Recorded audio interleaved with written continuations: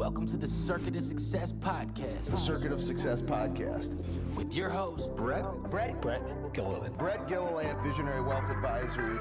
the Circuit of Success Podcast. Let's start the show. Welcome to the Circuit of Success. I'm your host, Brett Gilliland. Today, I've got my man, Cuonzo Martin, with me. What's up, Cuonzo? What's up, Brett? How you doing, man? I'm good, man. How was your day? It was long but good. You know, we just landed in St. Louis earlier today, and we left 80 degrees in Florida, and it was 39 when we landed, but it's all good. Yeah. Well, when we talked this morning, there was no snow on the ground, and the weatherman said it wasn't even going to stick. It's heavy today. I normally, and I try not to speed when I drive, but they had me doing 45 on the highway today. Oh, that's Yes. not good. That's not good. Well, man, you've had a heck of a career. Let me read some stuff here about you. I know because you won't say this about yourself, so I'm going to say it for you. But you are played basketball, East St. Louis. How many titles you guys win again? We won. First, you have to acknowledge Coach Benny Lewis. Coach Benny Boss Lewis, a phenomenal teacher and leader, in my opinion. One of the best high school coaches in the history of, certainly in Illinois, but in the history of college, high school basketball around the country. But we won two state championships that I was a part of, meaning I had the jersey on the team. Yeah. But I normally claim 3 if you don't really know, because I remember this. in East St. Louis, when we were in high school started in the 10th grade technically. So Okay. you East St. Louis Lincoln High School.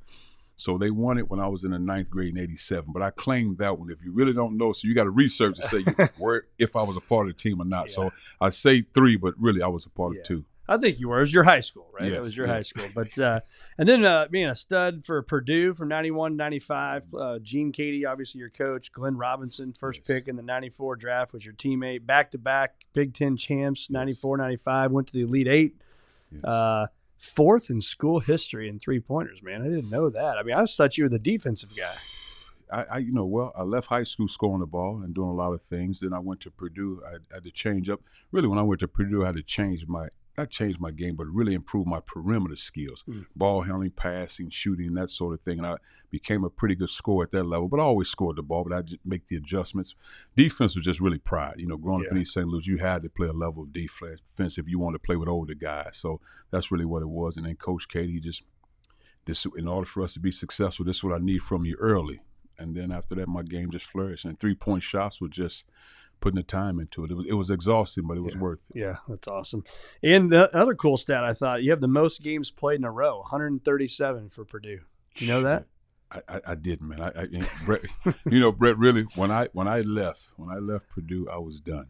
As a player, I enjoyed my time there, but it took so much out of me in the sport, and people don't realize the time you put into it and what it takes out of you. So my last game, we lost the game to go to the Sweet 16 against Memphis. I think at the time it might have been still called Memphis State, and I was in that locker room exhausted, and I was done. Yes. Yeah, ready to be done with basketball. Yes. Then you went on and played professionally for a couple years, and then you came home, man. You got non-Hodgkin's lymphoma cancer. So let's talk about that for a little bit, because Swing for Hope, my wife and I's charity for cancer. And so I think that's beautiful. When I was playing so I left to go to Avellino, Italy, which was a beautiful place, about 2 hours south of Rome, 45 minutes from Naples. Naples had a military base. And, I was playing great basketball. I got over there maybe August 5th. So now you're talking about November. And I would say early November or late October, the owner of the team, he called me into to meet with him, just to meet with him, owner of the team and the coach, and maybe the general manager. They just wanted to meet with me because what was happening, and I guess they figured they were paying me a lot of money to come over and play, but what was happening, I would score like 16, 18 points in the first half. Then the second half, it may be 3, 4, 5 points. I had nothing in me. I couldn't understand it. And so they just met with me, just trying to figure out, was everything okay? And, sometimes you think of what's going on at home. My son was just born, all of that. And I don't think anything's wrong. And then we kind of went on a couple more weeks, and then we were practicing, and this is early November, maybe mid-November, and I was running down the court, and I got to half court, and this is how I was running. I was breathing like this, and I got to half court, and I just passed out. And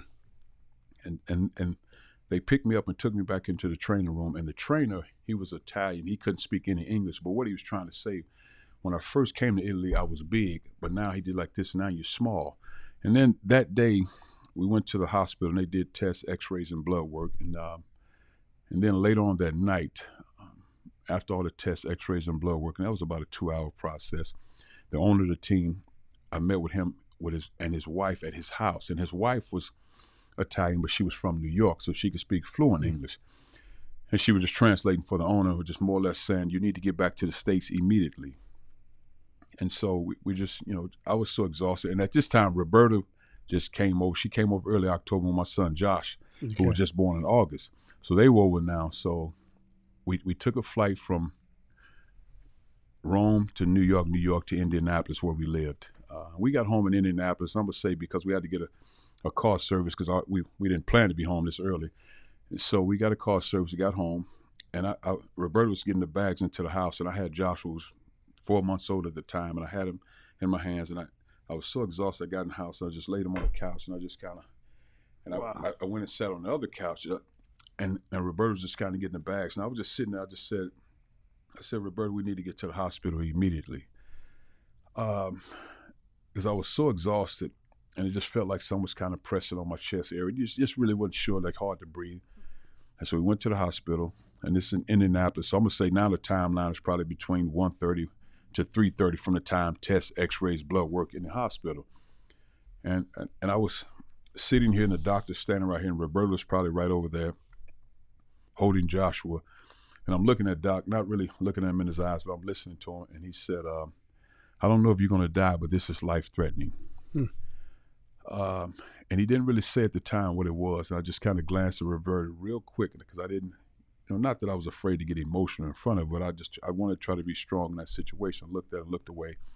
And so that night they kept me in the hospital for a couple of days. They were hopeful that it was tuberculosis, but Roberta and Josh couldn't stay in a room with me if it was tuberculosis. So about 2 days, I was by myself while they did the biopsy to try to figure out what it was. And in the process, I remember college basketball games were on the TV. I couldn't tell you who was playing because it wasn't my focus. But just laying in the bed, I just started praying to God, just allow me to see Joshua turn 18. And at this point, he's 4 months old. He's born in August. This is November, probably a week before Thanksgiving. Just allow me to see Joshua turn 18. That was it. Then they come back a couple of days later, and they said it's a form of cancer, non-Hodgkin's lymphoma. And what they found a mass about the size of a baseball between the chest and lung area. And then a couple of days later, just figure out how do we attack this, because there were late stages because the mass was huge. Yeah. So they said the best way we can treat this is as if you were a leukemia patient, which is not normal procedure for non-Hodgkin's lymphoma at that time. Maybe it is now. And Dr. Andy Greenspan did a phenomenal job, and he started describing what type of medicine, that sort of thing. I just really stopped and I said, "Doc, no point in knowing the medicines," because I said, if I'm no longer here, what does it matter? And I wasn't giving up. I just you name all the medicine that do nothing for me at this point. We got to work. And he said he was serious. He said, "Just look at it like this," and he was respectful. He says it's as if your chances of survival was like Shaquille O'Neal shooting free throws. And at that time, and I'm not disrespectful to Shaq, but at that time, Shaq might have been 53 or 57%. Yeah. Because he figured this translates better. You understand what I'm saying? I said, I got you. And then, but I would say this: outside of being so exhausted and losing weight, and they had to move fast, because I went from 215 pounds in August to now I'm down to 185 when they started, but now I was down to 178. You're talking about 7 to 8 days later. Yeah. And they had to move. And I don't think I've asked Roberta this question, my wife. They allowed me to go home for Thanksgiving. I'm not sure if they felt like, let's let him go home for Thanksgiving because this is going to be a fight that he's not going to win. Wow. But nobody ever said that, and I've never talked to Andy Greenspan about that. Maybe one day I'll ask him. And I never asked Roberta about that.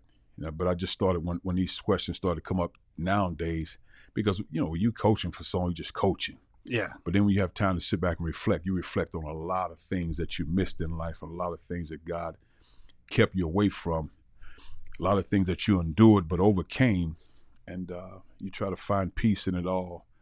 and learn from those mistakes so you can pass it along to somebody else. But that's a question I think I'll ask Roberta, but I got to get in touch with Dr. Andy Greenspan to ask him that question. Yeah. Well, thanks for sharing that journey, man. It's a hell of a fight. I've been wearing this bracelet actually since July of 2007. It's a non-Hodgkin's lymphoma color here, and that's my dad had that in 2007. So he did a great job. Took a couple years, but he got it and beat it, and he's been doing well with that one. So, but thanks for sharing that story, man. I think it's important to talk about. I'm gonna make it a little lighter now after that conversation. We had this debate the other day at lunch, and I texted Dana Howard and got his thoughts on it. But I'm anxious to hear your thoughts. Who is the best ever to come out of East St. Louis?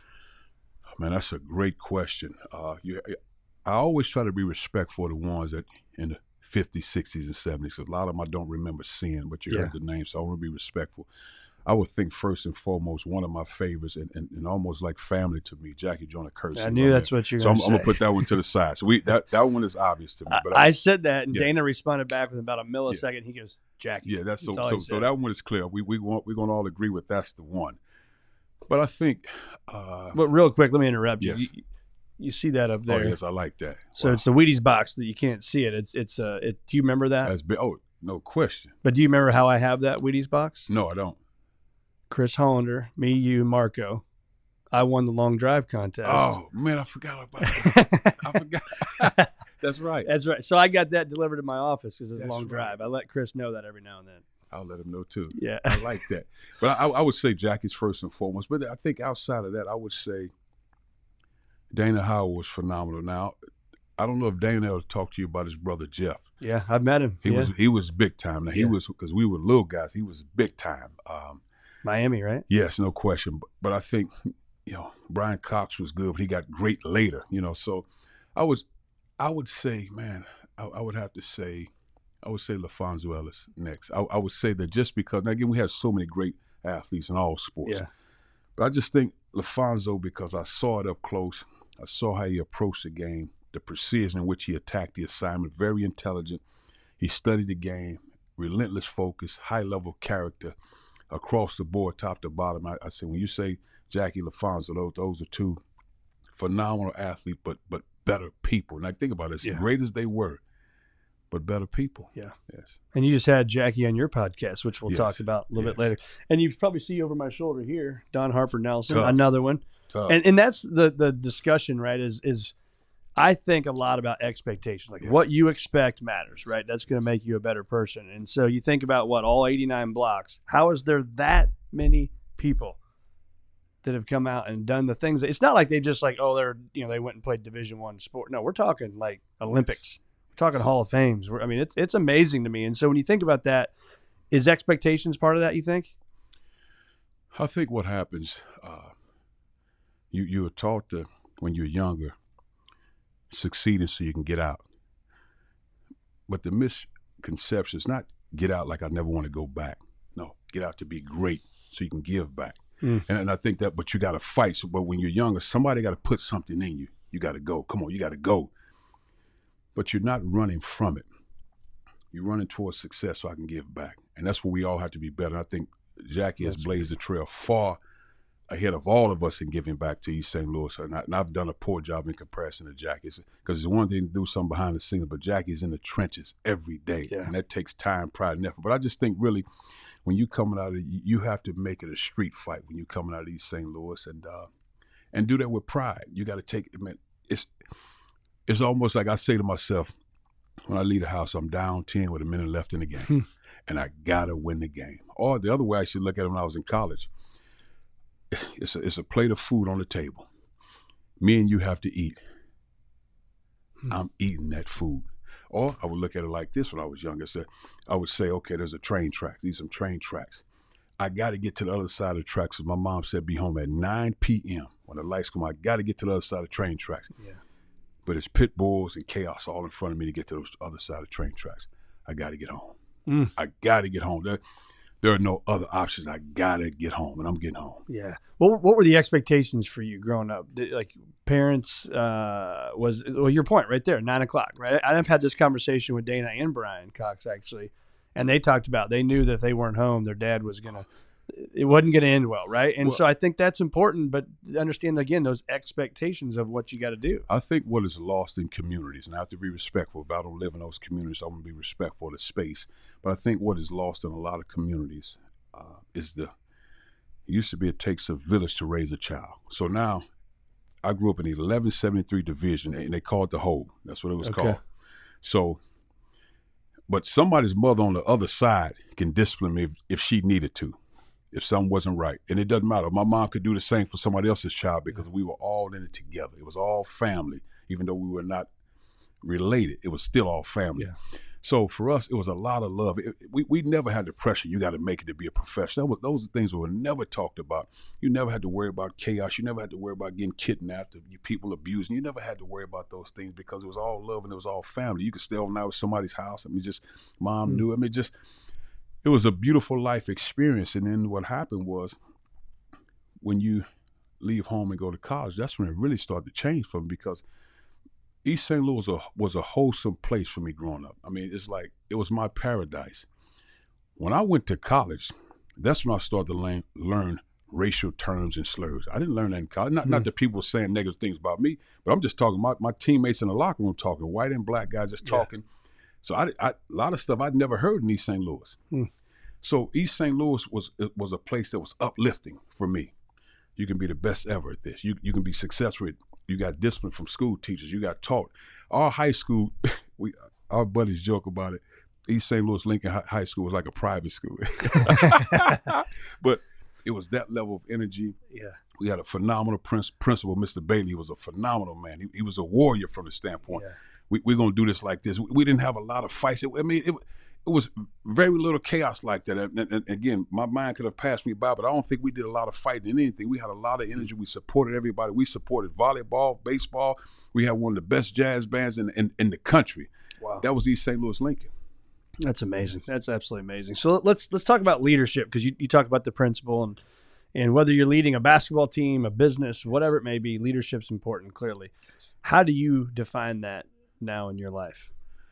Well, I think the first thing for me when it comes to leadership, because I think when I was a little guy, 4th and 5th grade, even the gym teachers felt like I had the ability to lead at a young age. And I've never taken that for granted. I think the first thing when you're talking about being a successful and a great leader, you have to have a level of compassion. Because I think a leader that lacks compassion is very dangerous. If the bottom line is just making money, that volcano going to erupt at some point. Yep. You have to value your team. Even in that, there still have to be tough lessons. There have to be tough conversations because we have a bottom line to be successful as a team. But here's what we need to do to be successful as a team. Let's be the best version of us every day. I always struggle with whenever somebody asks me a question about leadership, I always say we. Because my team win a fight together. Mm-hmm. Now when things go bad, I'll say I. That's natural for me. That's not scripted. Like that. Yeah. That's just in my soul. But again, for me, leadership, there was so many people I learned lessons from a leadership standpoint. But the most valuable lessons I learned from my mom. We're talking about a lady who was a maid, but she also worked at a sports bar at night. Exhausted, and this is years, but finding time to be at home in time, to see her kids off to school. Didn't make a lot of sporting events. And so if she didn't make the event, that means she was working. Yeah. But I rarely heard her complain. I'm not sure how many times I've really ever seen her cry. Excuse me, she didn't beat us down. She didn't use cuss words. None of that. Just dream big. Try your best. Work hard every day. Just simple things. And now they hold true today. Dream big. Try your best. And what she taught us just to have confidence within. You don't need validation from everybody else to know that you're good. Yeah. Just be a good person. And it's amazing how we didn't go to church growing up. I think we didn't want to. Probably didn't have a lot of clothes because at that time when you go to church, you got to have a suit and tie. We didn't have all that. And again, we weren't poor at all, but we didn't have that. So it wasn't a lot of God.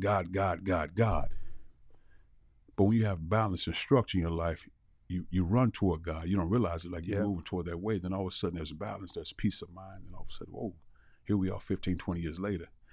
And it comes out of you. And Proverbs 3:5-6 says, trust in the Lord with all your heart and lean not on your own understanding. That's very hard in the world we live in because you want to do it your way. Well, God, you say lean on you, but I'm struggling right now. So when do I make this own decision? When you say sit back, God, you know my purpose. You have my purpose in mind. So when I take the next step, you said, because faith without works is dead. Yeah. So when do I know to work? When do I know to sit back? That's very hard. But how do you learn it? You stand that word. You stand that word. You pour yourself in that word. You die in that word, and all of a sudden you end up, you're in heaven. Yeah. Every day. Don't you think that's your values connection though too? Like you didn't grow up going to church, but your mom, there was a set of values, right, that the Martin family stood for. What was that? No question, but also, I want to be clear here. You don't have to go to church to believe in God, because what I say all the time, there's God. Well, he's the source. So the pastor, the bishop, the minister, they're professors of the class. They're not God. It's the same thing. I can go right to the source. I'm going right to the source every time. Now, I respect the space of pastors, ministers, bishops, because they put the time into it. Yeah. And now when they fall and make mistakes, that doesn't mean they're bad. Yeah. They made a mistake. They're human. That's why I still go back to the source. I'm always with the source. And then, again, because I don't understand this, God, you said this, you said trust. God, I'm struggling with this. Keep reading the word, keep studying the word, and all of a sudden you grow into the word, and the word becomes you. Your values line up with every day. But what happens is, everybody talks about their character. Man, I got great character. I got great character. Well, you don't know your character until you test it. See, when you test it, all of a sudden, Brett is married. Oh, Brett has great character. He's been married for this many years, and all of a sudden, well, has he been tempted by sex? Right. Has he been tempted by money? So we don't know his character until he's tested. That's right. And I think just like all of a sudden I get into coaching. I've been a man of integrity in the coaching world, and all of a sudden somebody offer you a job, and all of a sudden, man, you got a chance to get no one player in the draft. You got a chance to get this guy, but it's going to take $1 million on the table. You willing to do it? My character's been tested. Yeah. I'm going to pass on that one. Everybody talks about it until I have to go through it. Yeah. And when you go through it, we'll see. Yeah. What's that look like for you? Are you doing that you do it every day, right? You get into the word, but is that a process of your morning routine, I assume, you're doing that every day? But that's my life. But what now this would, forgive me if I don't answer that, because I'm going to come back to it. But what happens, like one of my former players right now, he's really committed to it now. He's like, Coach, I heard you for years. Now, I don't push that on anybody. Yes, but Coach, I hear you. And I feed him stuff. I feed him all the time. And I'll read some of the stuff I sent him. But for me, it's like, okay. So I get up about 4:35 every morning. Now, when I was coaching, I was 4:35 morning, whether I liked it or not. Right. It's just you up, eyes wide open, what's the next thing? Well, now I'll go to bed at 7 p.m. My wife and daughter laugh at me. I'm knocked out sleep. Old man Martin over there going to bed. A great slumber, but I'll get up and life is great. But for me, it's not necessarily a prayer that I sit there and say I got a scripted prayer, because I have a relationship with my Father. There's no script to it. Right. I can pray all day long when I'm riding in the car. I don't think there's an hour that goes by where I don't talk to my Father. I really don't. God, I love you, man. I appreciate you. Why does this have to happen? Why do we struggle? Why have blacks had to roll so tough? All the time. Yeah. Because if he was my father, I can talk to him like my father. Yep. I'm not disrespecting or mistreating. We're having a conversation. Educate me so I know when somebody asks me this question, I'm better equipped to handle it. If you don't need me to know, then let me know you don't want me to know. But my prayers are throughout the day. I love that. And it's like, I for about 10 years, I would read the Bible in a year. But I would never finish. I might get lucky January to April. Or I might start November to December, and all of a sudden to February. But about 10 plus years, off and on. This is the first year I've been consistent. So I'm consistent right now. And it just, because right now you read how mine is structured. He's building the tabernacle. You get the book, right now. Yes, I got the book. Yes, so he's in the tabernacle building, and he's precise with it too. Everything's you burnt offering here. You got this, like, man, but it's learning. Yeah. Because I've always enjoyed learning. I love learning. I love reading. Not so much to say, let me go out, shine bread, and have a con. No, it's not that. Yeah. It's just the necessary tools for me. So here's my 2 cents. If I can give it to somebody behind me. Yeah. Well, I think that, and we'll talk about this maybe later, but the impact I think you're making now obviously made a great impact as a coach. But man, I think the sky's the limit for what you're going to be doing, because you are, I think, of people I know and people on this podcast, you're one of the deepest thinkers that I've been around. And it's not a BS deep thinking. Like, it's genuine, man. Every time I talk to you or text you, see it, that's how it feels. And I'm not just saying that because you're here, but where do you think that comes from? Because it's not easy to have that and always have that conversation and be a deep thinker and be a student of the game. So what do you think is in you that you could help the guy or gal listening to this right now will help them be a deeper thinker? Oh, bro, it's really good pain. It's really good pain. That pain drives you. And what I think... Describe what you mean by that, pain. I've seen a lot. I've endured a lot, with cancer. I've seen my mom go through things as a beautiful mom and struggle in a relationship, I've seen that. My brother did 10 years in prison. I've seen that. My dad wasn't always present, but I know where to find him, but I'm looking for him. 4 knee surgeries, shoulder surgeries, just stuff I've witnessed. But what I realized, for me, God is going to keep that thorn on my side. Because he wants to keep me on. I want to keep you on your knees. As if he's talking to me, I want to keep you on your knees. I want to keep you consistent in prayer. I want to keep you humble. Even though you're a warrior, I need you humble. I need you to spread the word, your testimony, like it's coming from me. See, I don't have anything to hide. What's the point of hiding? I'm not embarrassed how I grew up. Like I said, we weren't poor. We didn't have a lot of things. I'm not embarrassed by that. Right.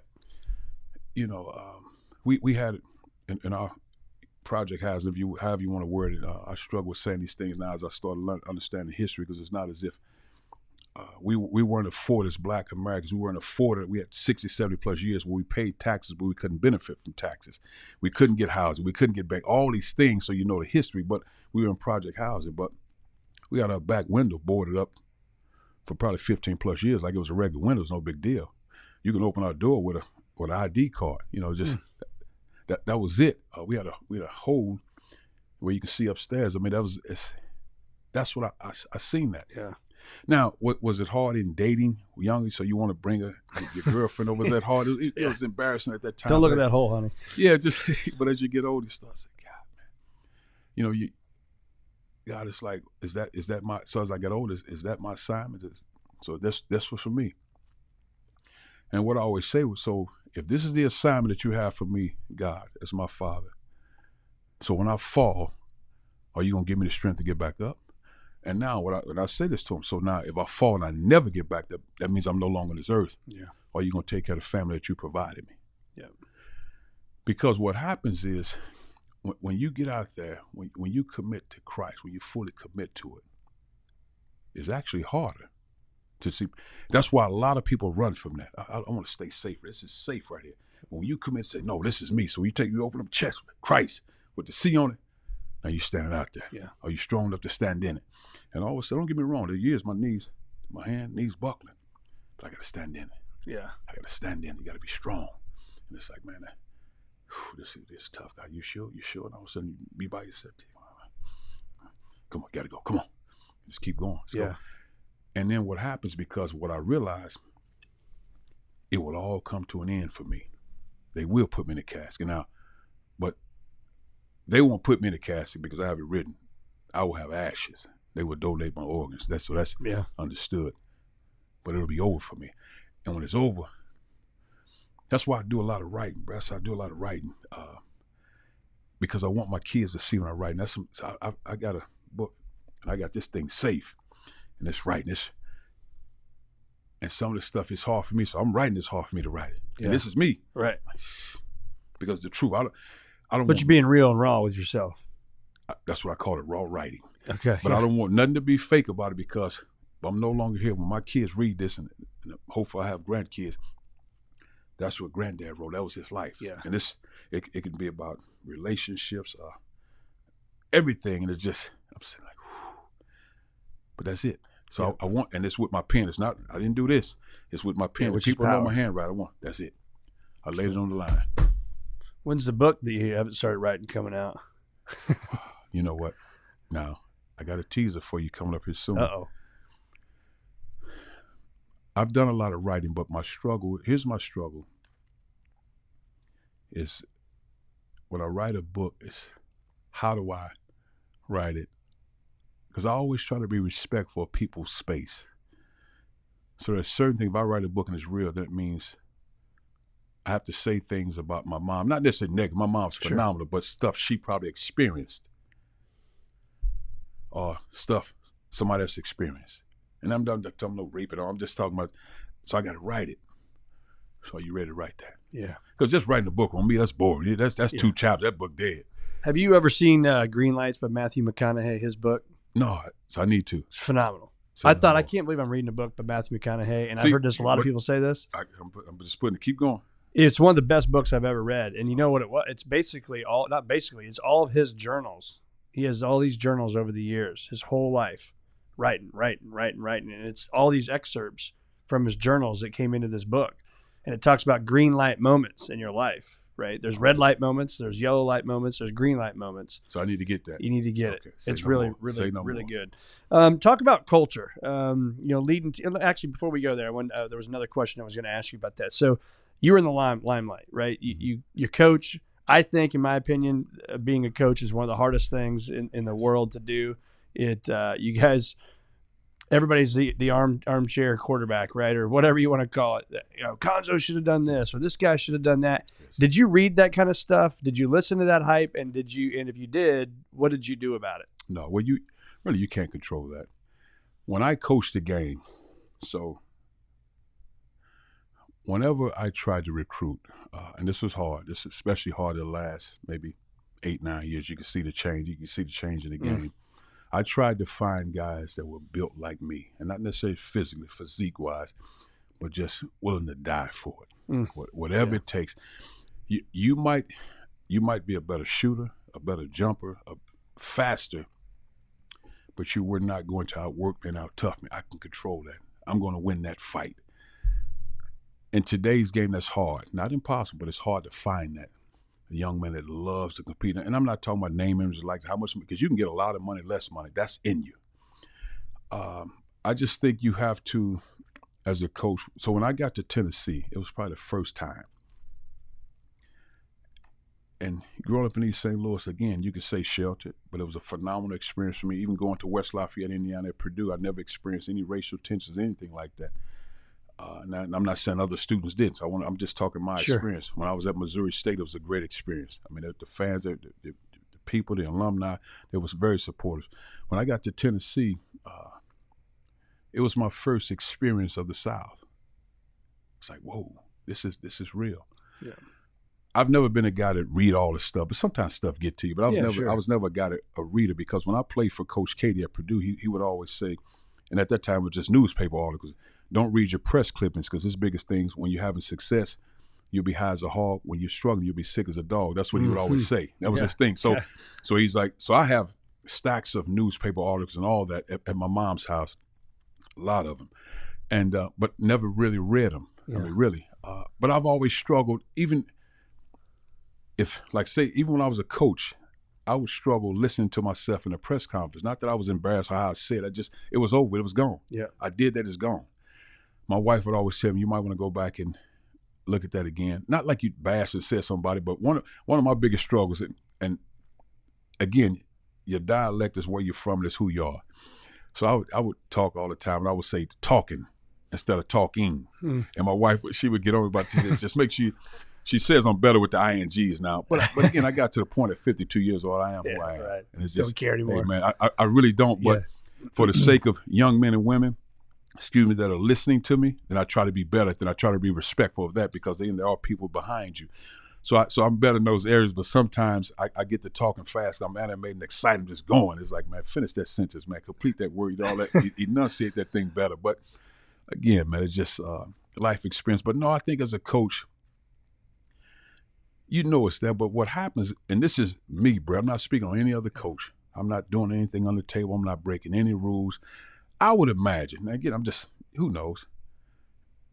Could there have been more wins and all this other stuff if stuff was done on the table? Yeah, because there's a lot of other players you could have gotten, high-level players. But no, I like it the way it went, because I came in and left out the same way, a man of integrity and character. And that's why I coach, and I say this with respect.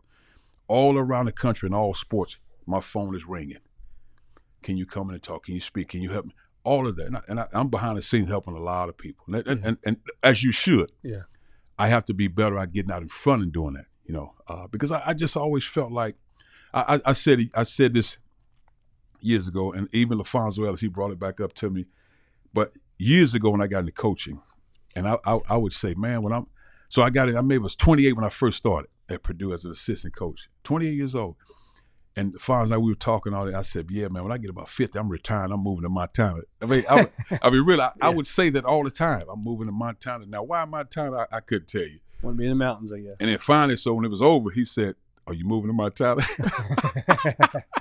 So, but I think in all of that, my wife just she said, really, you've been in the spotlight for so long, but you're probably more of an introvert than you are an extrovert, really. Yeah. But you were thrust into it. You had to do what you had to do.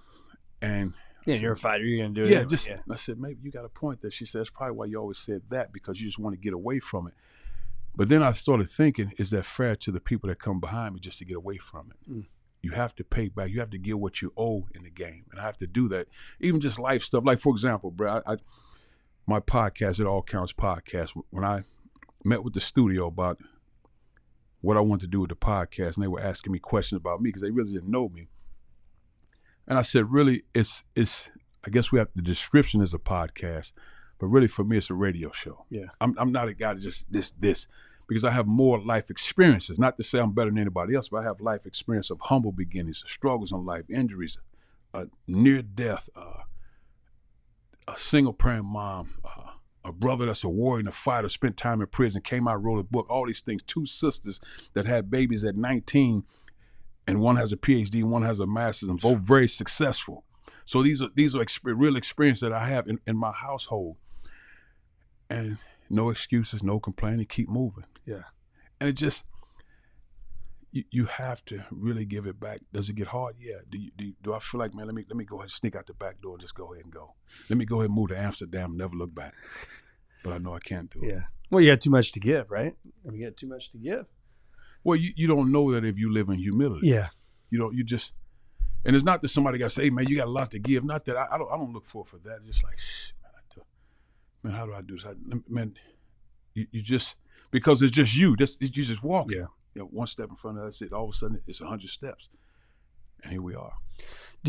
I think you would agree with this. So clarity precedes mastery is what I always say. So I think, you and a pen and paper probably writing down, Cuonzo's life mission in life, whatever. Do you think that would help of what's next for you? And maybe you already know that. I'm not saying you don't know that. But do you think that would help and how you could go out and make a difference like that? No question. Now, there are a lot of opportunities presented. I would say this March, April will be the turning point of me for the next however many years I'm on this earth. Mm. And obviously there's a plan in place either way. So there's a lot of writing for that, leadership writing. So now, if anything, I've written leadership. There's a book that's written on leadership. Now it's just a matter of when you decide to produce it, tighten some screws up here and there and go. Yeah. I've written things on movie scripts, not necessarily a whole movie script, but 10 or 15 movie script, 20 minutes, all of that. And this is real. It's just a matter of where you want to go next. Because again, I'm not pigeonholed into this. I was blessed to be a basketball coach because I think I've always been a gifted leader. But there's a lot more in my tank, and there's a lot more I can give and I have to give. Yeah. It's just a matter of, hey, man, go ahead and do it. Is that in the coaching world? Could be. Yeah. Could be. If not, if it's never again, it's never again. And you're at peace with that. Yeah. The thing I think I will always struggle with if I'm not on the sidelines is just I don't like, but I love to see a young man get better. There's nothing more, outside of my children and my wife, there's nothing more beautiful than to see a young man get better. To see a young man go from this to that on the basketball floor, or to see a young man that's struggling in the classroom to get a degree and have a successful career in life. That's a beautiful feeling for me. And I've always said, man, when you're doing those things at the level you need to do them, man, you're doing with integrity, character, you have structure and boundaries. Man, you playing a game. You never have to look at the scoreboard. Yeah. It took care of itself. It took care of itself. Yeah. Let's get out of here. We already know. We already won the game. Yeah. That's it. That's life. Yeah. So let's talk about basketball for a second. So, and again, we'll go as far and deep in this as you want. Yes. Name, image, likeness. So the NIL, transfer portal, I've got my thoughts, my philosophy on this is my fear is that we are, as a society, taking these young men and women and making it easier on them to be held accountable, easier on them to leave from being held accountable, right? I can hold you accountable all day, and I can get in your face. I can get mad at you. I can hold you accountable. You got to do this. You got to do this. I got to make you a better man, right? But I may not like that. And I can just say, you know what, man, thanks. Now I'm going to go over here and I'm going to go to that school. So that worries me as a father of 4 boys. Man, I want them to be tough mentally. And I'm scared that this transfer portal is doing that to people, to be not as strong mentally. Well, I think like anything, the best teachings are at home. When you have great teachers at home, that's mom and dad. Hopefully you have mom and dad at home, not grandparents, you got guardians. That's the best teaching. Mm-hmm. That's where you get balance, you get structure, you get your discipline. Because for some reason, we struggle in society with the word discipline in sports. Like, man, discipline, like almost somebody hitting you in the chest and they saying discipline. No, that's not, because if you look it up, discipline is another form of love. So I love you. That's why I'm trying to discipline. Yeah. I'm not physically abusing, but these are the things we need to do to be successful. But I think it starts at an early age. Sports has to be fun at an early age. Play a lot of sports at an early age. So if I can give advice to parents, play a lot of sports, have fun. So if you respectfully, if your white kids in Belleville, Edwardsville, O'Fallon, black kids in East St. Louis, all play together, play sports together. Mm-hmm. So if you're able to play sports together, why can't we be in the same schools together and enjoy each other? Mm. Why can't I come over your house? Why can't you come over my house and come see the humble beginnings? It's all life stuff. Mm. But we're able to play sports together because I can benefit from your skill level and grow in it. But that's it. Right. That's it. That's a good point. Don't come no further than this. We don't need to be in the same school. We're separate now. Yeah. But I can improve my skills being around you. And what we fail to realize as parents, our kids love being around each other. They don't see the color. Mm. That was taught. And all of a sudden they build relationships over time. But then the parents will pull another one. No, you can't do that. Don't be around that. You don't want to be around that thugs. Get out. Ho. That was taught. We have to stay away from that. Because you don't wake up thinking that, or you're not born thinking that. Not at all. It's like, man, how do you do that? I mean, because all we really want, Brett, if I'm a father, whether I'm a guy that makes 9 to 5, making a living for my family, all I want to do is put my kids in the best situation to be successful.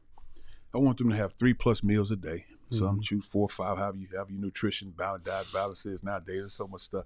I want you to do that. If my wife, a stay-at-home wife, I want her to enjoy life and be in the community with all walks of life, black, Asian, white, Indonesian, Dominican, whatever. We all in this thing together. We all love each other. It's life. Let's grow together. Yeah. So our communities are better because that's the world. The world is so much smaller now. We go to the same schools together. Let's educate ourselves in schools. Now, if we have to teach black history in school, let's teach it. But let's as parents, let's understand it might be difficult, but we need to give balance when they get home. If we have to teach the Holocaust in school, let's teach it. It can be tough, but we have to do this because that's American history. You cannot teach American history without blacks in it. Right. That doesn't make sense. Right. Blacks weren't slaves. They were enslaved. We have to teach it. We're going to teach it. Right. How do you teach history in the United States of America without teaching black history? Yeah. And it really shouldn't be called black history, just American history. Right. This is, however we started, this is American history. Now this one here is going to be a bumpy road. Teachers, we send out an email to everybody. This is what we teach it. Let's have balance when we get home. We have togetherness. We have love. After this, we're going to give snacks to the kids. We're going to go out and play some sport. But we got to teach it because they got to grow. This is a world. It's part of the world. It is. I mean, just like for example, Brett, this is what I struggle with. College campuses all around the country, phenomenal universities. I'm talking about predominantly white institutions, Big 10s, Big 12, all these. And I'm not talking about HBCUs. I'm talking about these universities. You have some phenomenal black athletes that play there. But then you look at the curators, the committees, rarely there are any blacks. Mm. If there's a black person on it, he's a Fortune 500 guy. His company's worth $100 million. Right. He's on it. We need him on, yes. What about that guy, Dana Howard, who's one of the all-time greats? What about him? You've seen where he came from. Look what he did for that university. What about him? He can't be on it. He don't have a pulse on the community. Yeah. What about him? His daughter go there now. Yeah. We give him back. So I think these are as the an things. Athlete. Yes, we have to be better at universities. But what happened is, it's real simple. When you don't care, then you don't care, and the only way you will care if pressure is being applied.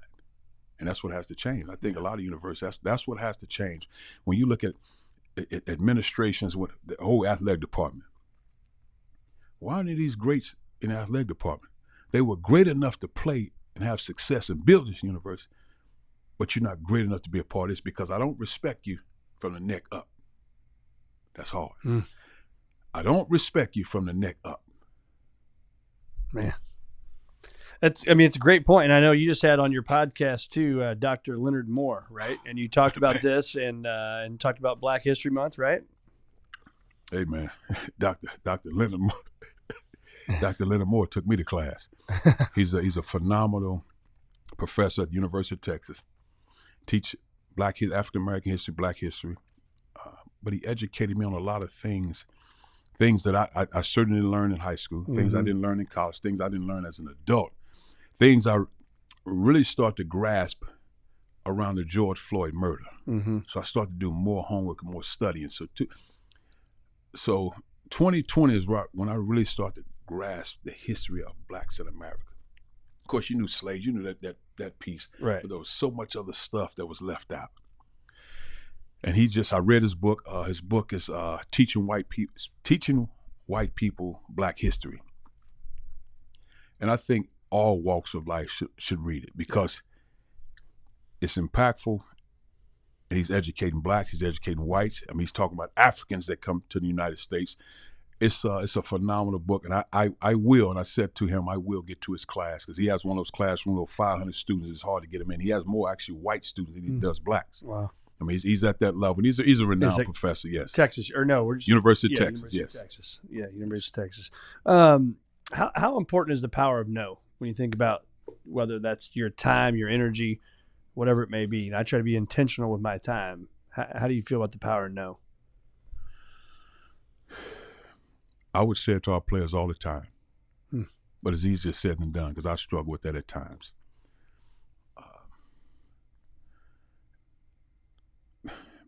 What I try to have more than anything is grace, mercy, and level thinking when I'm in a position of power. Because no is easy when I'm in a position of power. Right. But let me think this thing through. How can this help somebody?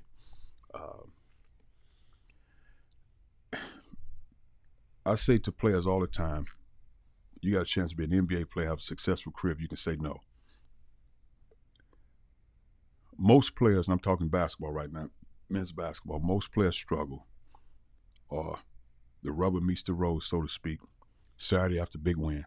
Now, so I go out Saturday night, have a great time. We're off Sunday. So that means if I want to do some drinking, smoking, whatever it is I'm doing, Sunday is off. I can catch up and be ready for Monday. Well, all of a sudden, DWI, DUI. She accused the way he touched me. I just said no.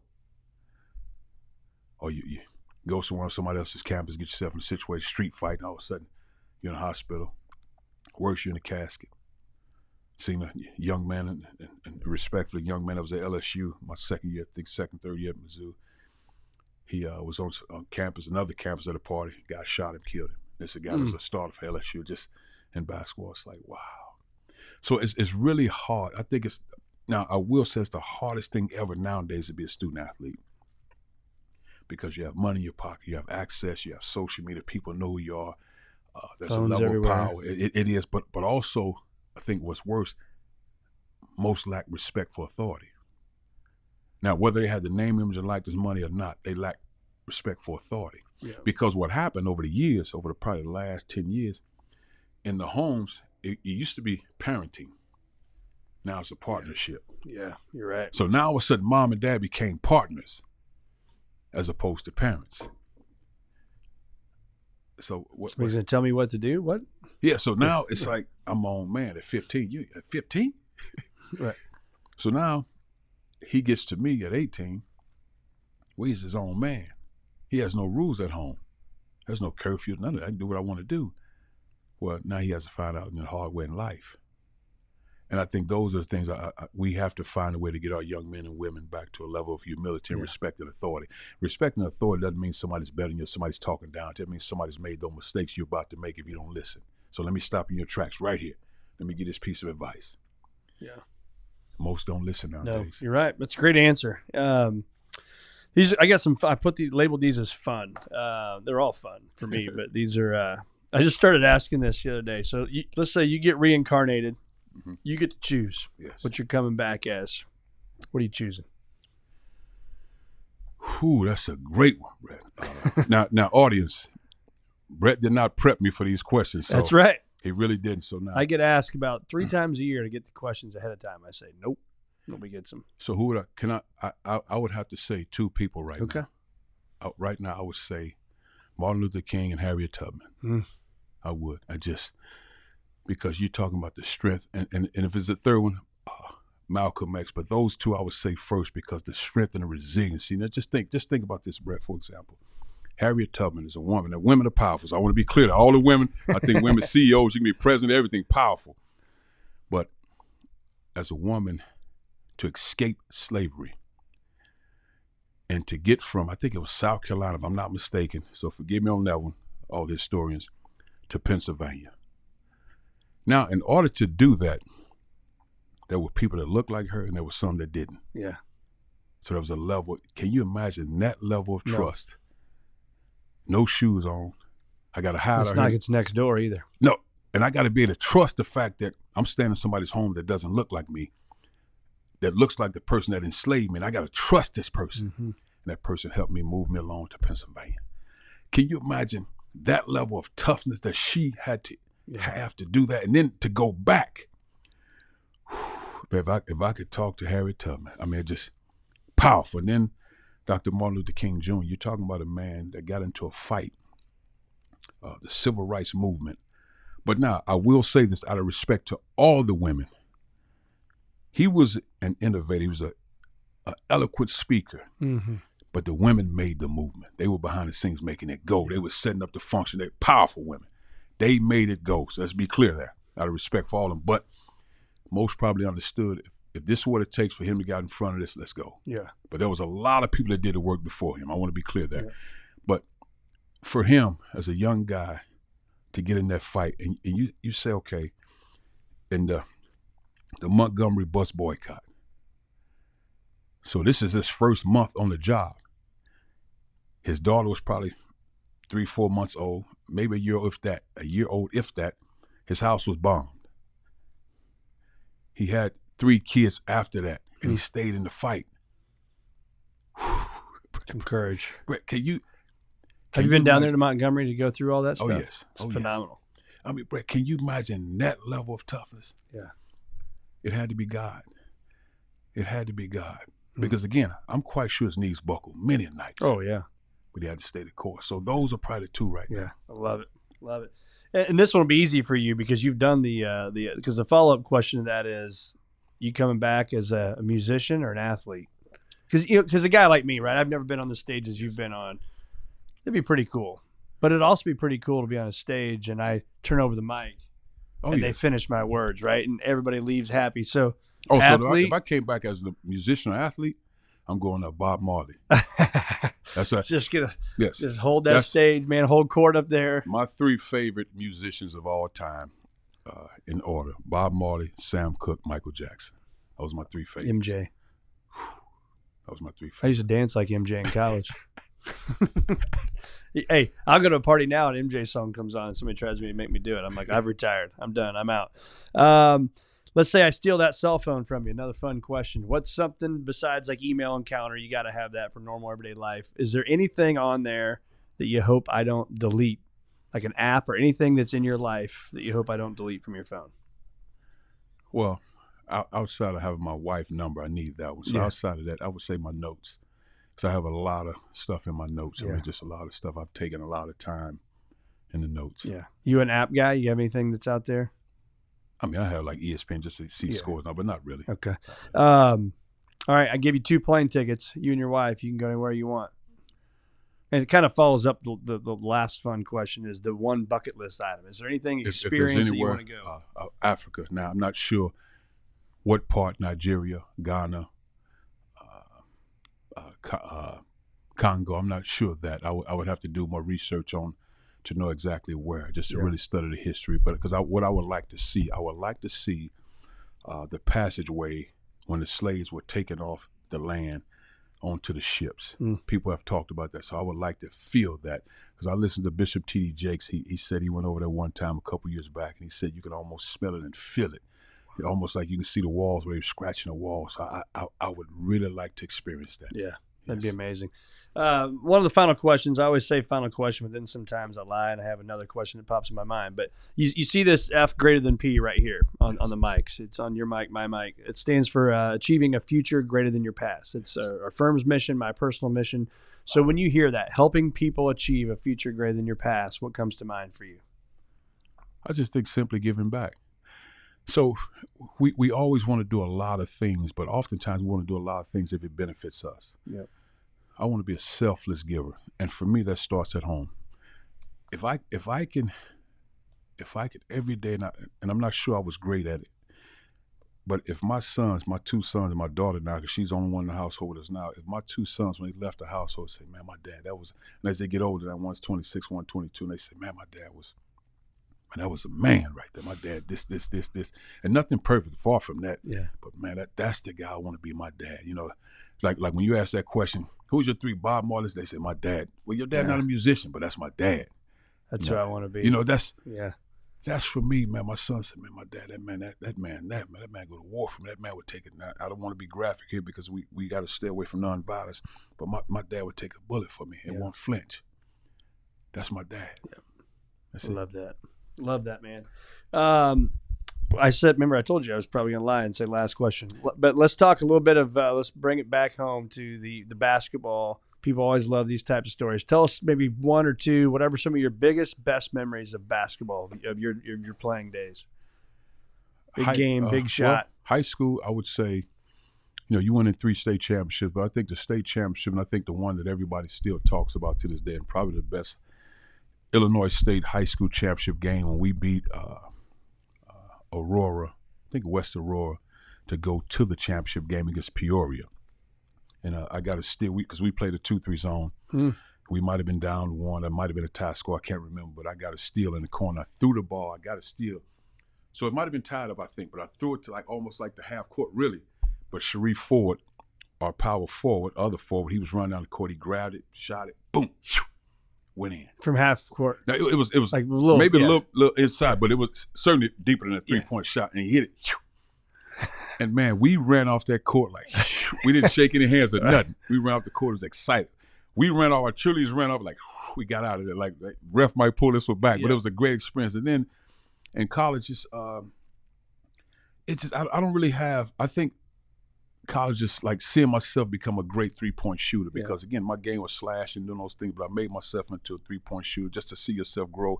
And I think the greatest compliment I received in college was when Coach Bob Knight, the legendary coach in Indiana, when he pulled me after the game, he said, man, I've never seen a player in my years of coaching that improved the way you've improved. And I took that as a tremendous compliment, but then I thought about it years later, like, man, I must have been really bad. He just said I sucked my freshman year.